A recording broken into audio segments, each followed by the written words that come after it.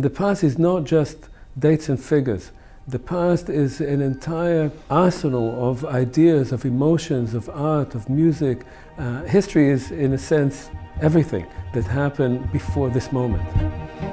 This is an interesting department. It has a very distinguished history. History used to be studied very much according to geographical areas.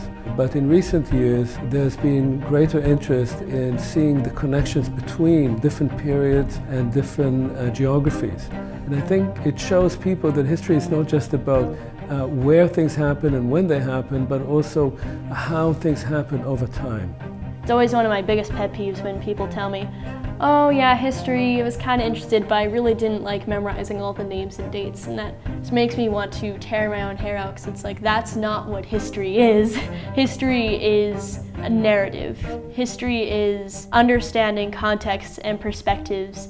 I think that's far more exciting than the kind of traditional view of very dry and boring history. I feel that in classes here, instead of being told what happened, you're asked to consider a bunch of things that could have happened, and you're taught to ask questions like, how did that happen? The real thing about history, though, that makes it so much fun is that it's a narrative, it's a story, it's an adventure. The history concentration at Brown is really a very powerful representative of what we mean by liberal education.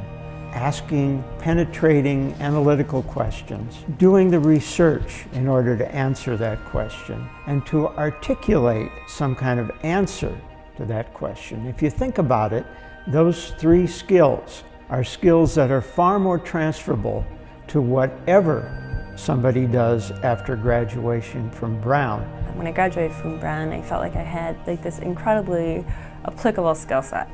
It sounds like a cliche, but it taught me how to think, and it taught me how to problem solve, and it taught me how to sort of look at and understand a new situation. The options open to you are pretty wide, and I do think you can take the skills from history and take them out of that context and apply them in different professions. And I think that's really what's the most important, and I've seen that in my job day to day.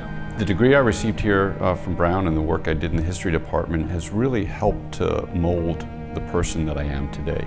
It's helped to inform me on issues and stories, but also helped me to better understand how to frame and present the news that I ultimately worked in, and also to better understand issues when I worked in the world of politics. What a small business person really does, and what any business person does, is you have to make decisions with imperfect information. And that's the study of history.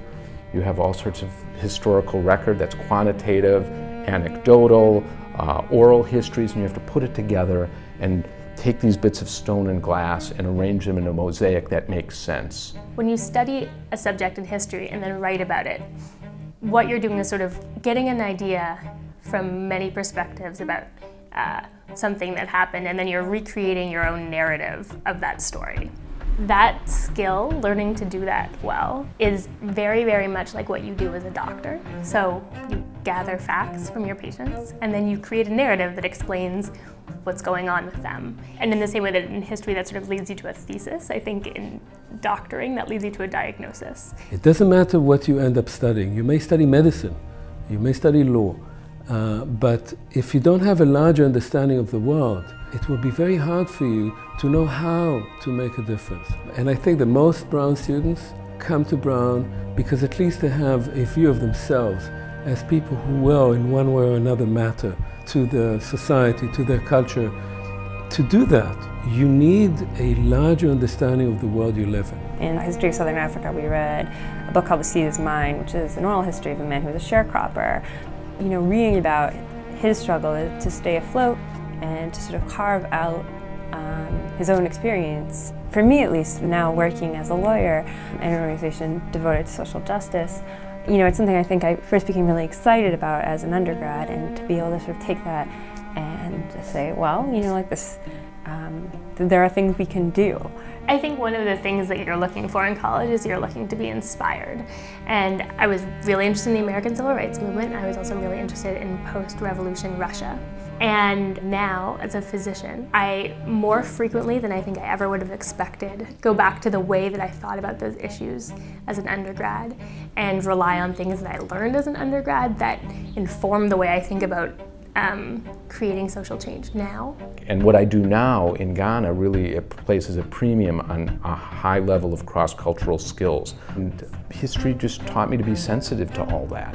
And sometimes, actually in business, it's not about the quantitative aspect of the business deal, it's really the cultural piece and understanding people and getting into their minds and understanding their point of view and walking in their footsteps. And that has allowed me really to make progress when people who had more money than I, more experience than I, weren't able to do so. Whether it be, I think, in business, in law, in medicine, the current just general level of intercourse, discourse between different countries is huge, obviously, relative to what it was.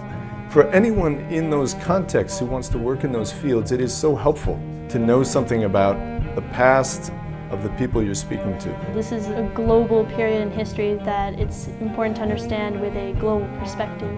That's one great thing about Brown's history program, is that there's a great amount of flexibility in the courses you can choose. You're constantly encouraged to explore what you're most interested in, write papers about the part that hasn't been touched upon that most interests you. That it's very easy and very much encouraged to find your own niche. I'm really interested in physics in particular, so part of what I love about the history of science is that you gain a greater appreciation for what you're learning in physics. I feel like history is kind of the building block upon which other social sciences can work and go forward.